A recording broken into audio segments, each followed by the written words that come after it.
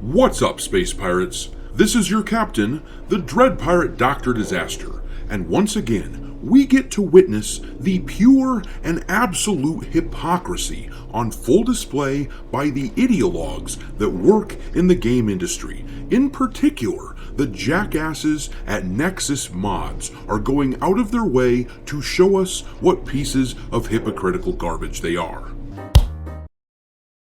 God of War Ragnarok was just released on Steam a few weeks ago, and naturally, people are putting together mods for the game. Of course, there are all kinds of mods available. People do weird shit with mods, and that is part of the major fun with PC games. There are mods, for example, where Geralt has been turned into a black dude in The Witcher 3, and that's cool. Somebody might enjoy playing him that way, and the people at Nexus think that is just hunky-dory, which it is. I love you! But conversely, when somebody dared to go against the woke religion and created a mod where they turned Angrboda, who is black in the original game, but the mod makes her white, Nexus lost their shit over it and banned that mod from their site. I hate you!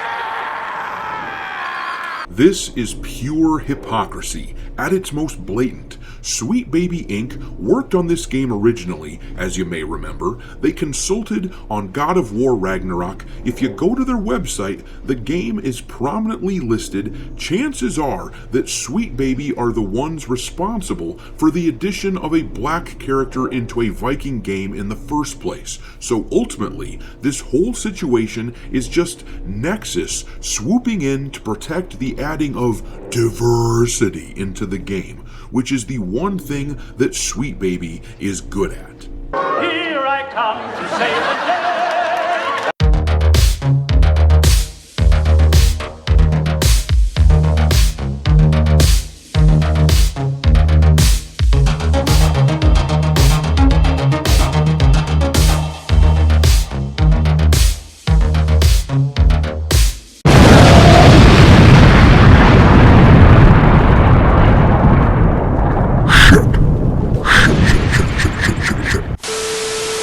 Alright, me hearties, make sure you like this video and subscribe to the channel if you haven't already, and also, don't forget to follow me on Twitter, where I keep a list of woke and DEI infected crap pinned to my account at all times for your reference. My handle on the platform is Dr. Disaster 1.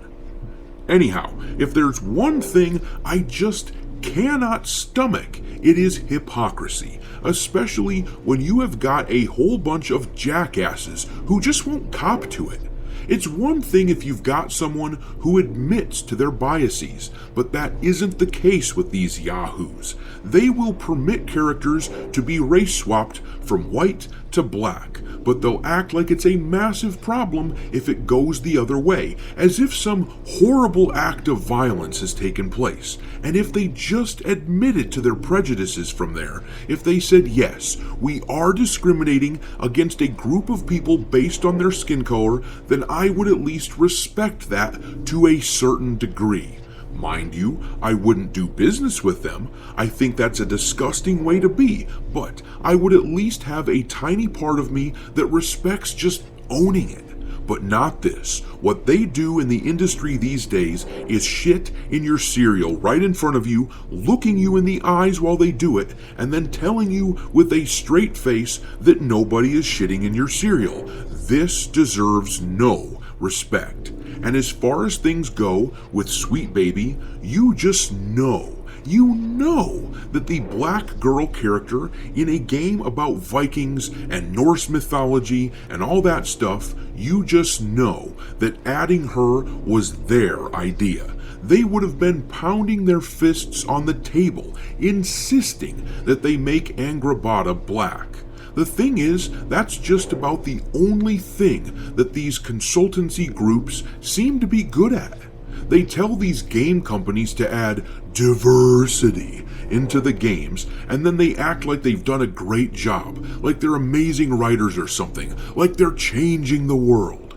And to be clear, I don't care that there happens to be a black girl in this story in a general sense. I will say that it seems very out of place in a Norse setting, and I can see how the character as she is would take people out of the story, how it would remove a player's suspension of disbelief and thereby ruin the story. I can see how that would be the case, and maybe some people like the character as she was made, and that's fine. But for others, they should be able to mod this character into someone that looks like she fits in with the rest of the setting. Otherwise, what the hell is the damned point of playing something on PC in the first place? Mods are a massive draw for PC gamers. But I do think the whole Sweet Baby thing has taken a toll on this game's Steam release. The Sweet Baby Inc. detected situation happened earlier this year, as you may remember, but it did happen after this game, after God of War Ragnarok was originally released on PlayStation, so it didn't affect sales of that game on that platform, but it certainly seems to have affected the PC release. According to this article from That Park Place, Ragnarok had less than half the sales of God of War. The article notes that Ragnarok hit a peak concurrent player count of 31,606 right after release. But if you look here, the peak concurrent player count of God of War, which released back in 2022, that game hit over 73,000 when that one was released on Steam. This is a drop of over 57%. The article then suggests that this could have something to do with Sweet Baby Inc., and I agree entirely. I don't know if that's the whole reason or anything like that, but I guarantee that it has something to do with this weak launch. Sweet Baby is despised by a massive chunk of the gaming community, and there really is no rescuing them and their work from the ire of gamers. At the end of the day, when it comes to mods, I see no damn reason that any of these people should have to step in and force people to play a certain way. The wokesters out there will insist that this stuff that they're adding into games isn't political, that this isn't messaging. But if it wasn't messaging, then why the hell would this mod piss them off so much and make them want to ban it?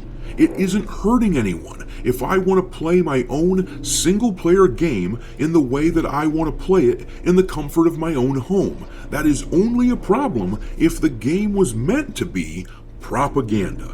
But I'm going to leave it there. What do you make of this Nexus mod situation? Drop your thoughts into the comment section below, and we will talk there. Thanks for watching, me hearties. If you haven't already, your captain is inviting you to subscribe to the channel and become a part of the crew. Life as a space pirate may not be glamorous, but there's always plenty of